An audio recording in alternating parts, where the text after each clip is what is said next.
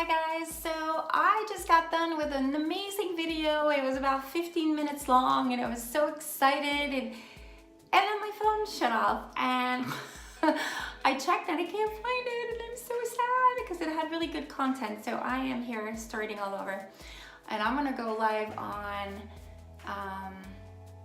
YouTube. So this is the first time I'll go live. So I'm not gonna edit anything, which I usually don't. I mean, I just kind of go with the flow.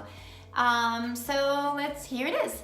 So the subject of this video will be, do I pick a regional or do I pick a mainline airline? And mainline, what I mean by that is Alaska, United, Delta, or American.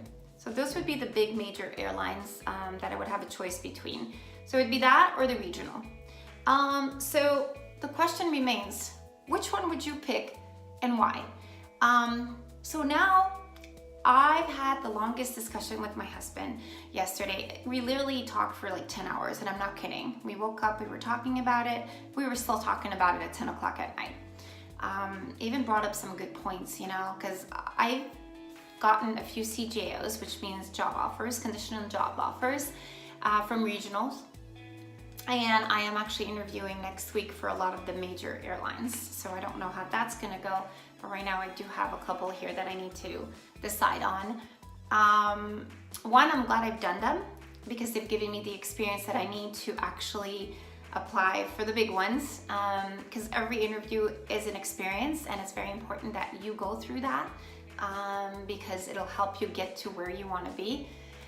And also, it's brought up some really good points as far as what I want to do. My goal was always to be with the big major airlines. Okay, one of those four that I've mentioned earlier. That is my goal. Now it is, I wouldn't say easier, but I think they're a little more lenient when it comes to the regional.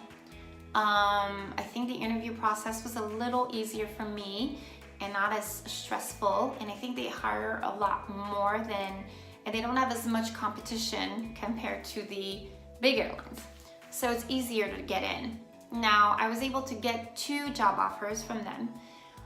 But the question is, what is it that I want? Now, with this said, I have a lot of, things to consider before I make my decision. And although I do want the major airline, now you gotta think about what does a regional offer? Now, the regional offers some of them you can commute. They don't recommend it. They want you to be based where they are, basically based out of.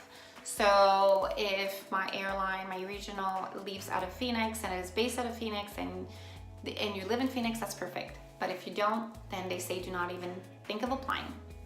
All right, so the 2 of them that I've picked, both of them are based out of Phoenix, so that's a good thing.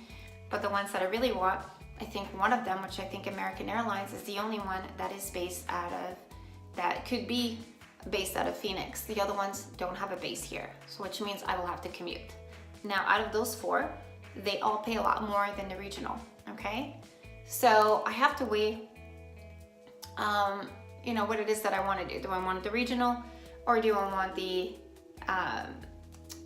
major airlines? Now, with the regional, you fly, you come home, or you're on reserve while you're home. And then when they call you, you go to the airport, okay? Now with the big guys, you can't do that. If you are based somewhere else, which is where I'm gonna be based, because I think American's the only one that could be based here. The other ones are not. I need to fly. I need to fly and commute, okay? And once I commute, then you're on reserve. So on reserve, which means you're kind of waiting for the airlines to call you. They own you and they'll call you when they need you. So I can't be home. I need to be really close to the airport when they call me. So let's say they transfer me to Denver. I have to get a crash pad, which is a place that you sleep at, or at the airport when they need you close by. And then after that, you need to eat. So it's not like you're home and you can just kind of grab a sandwich. You need to spend money for food. And then you need a car. Sometimes you just want to kind of travel or whatnot, and you're going to need a car, a transportation, or even money for a bus, taxi, Uber, whatever. So And the money wise, I think regional, I think the lowest is $15 and it goes up to, with the other ones, I think I've seen it up to $17. All right. So 15 to 17 is the pay. With the other airlines, I believe they start at 25 all the way up to 35, depending how many languages you know. And because I am bilingual, I have applied in those positions where they require 2 languages and they do pay a little more. So now, have I been hired yet? No. I am interviewing next week. So it's a little stressful knowing that it's a different process altogether of interviewing from the regional to the big guys. These guys have given me the experience that I need to go with them. Still very stressful, but I'm excited. I mean, I'm feeling that this kind of got me ready. The regionals got me ready for these big guys, and usually that is a stepping stone for them. Now, if I want to go for, if I don't get hired with them and I want to go with one of these regional that I got jobs offered, I train here. The other one I think is in Salt Lake City, but and one training is here in Arizona.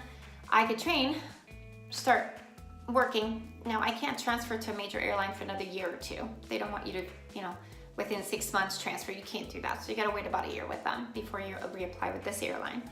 It just looks better. You know, it shows commitment, shows that you've done your probation period and whatnot. So you can't just start and then kind of leave. I mean, some people have done it. I've talked to people that have like literally gotten the CJO right after training with the regional and they're switching over.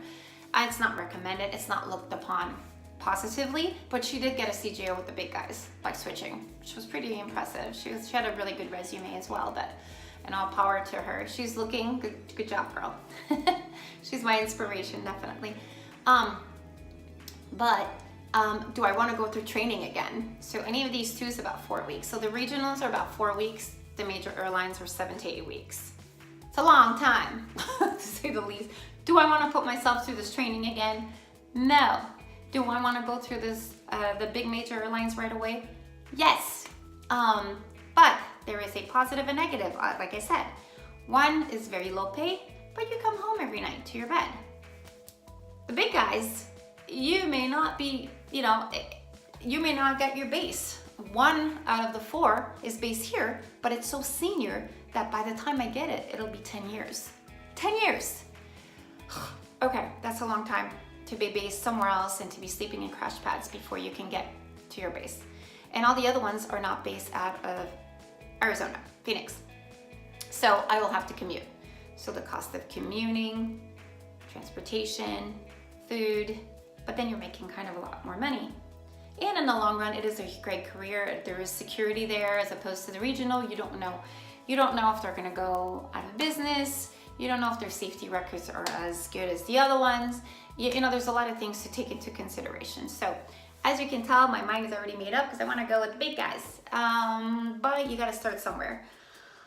I'm not crazy about the small planes. That's another thing. I am not huge on small planes. I don't mind working on my own because a lot of those are 50 passengers and you can be a flight attendant, you could be by yourself, or you can work with another flight attendant. Unlike these big guys have the big planes. And I'm sure they've owned the small ones, but what they do is they charter the little ones to these private companies for these little routes. So that's what these little guys do. They basically work under the major airlines and they kind of cater to the little routes that these big guys don't want to be bothered with. Okay, so now I want to know what you guys would do. Now, keep in mind, I do have a husband that can't leave his job. Okay, he works for the government. He's been with this job for 15 years. It's not something we can pick up and go. So I would have to commute, all right? There's no ifs, buts about that. And I do have 3 children. Now they will be babysat by my in-laws, which will be here for probably a couple of years to help out. And also my kids are homeschooled, so it's very easy. They follow a curriculum and it's very easy for them. You know, they don't need to be dropped off at school and picked up. So I've got the kids situation situated. Now my question is, what do I do? Do I go with something that's convenient that I can come home to every night? That would make everybody happy but me? Or do I do the big airlines, which would make me happy but requires me to be away from home many days at a time and spend a lot more money? And I heard crash pads don't have the best conditions. If you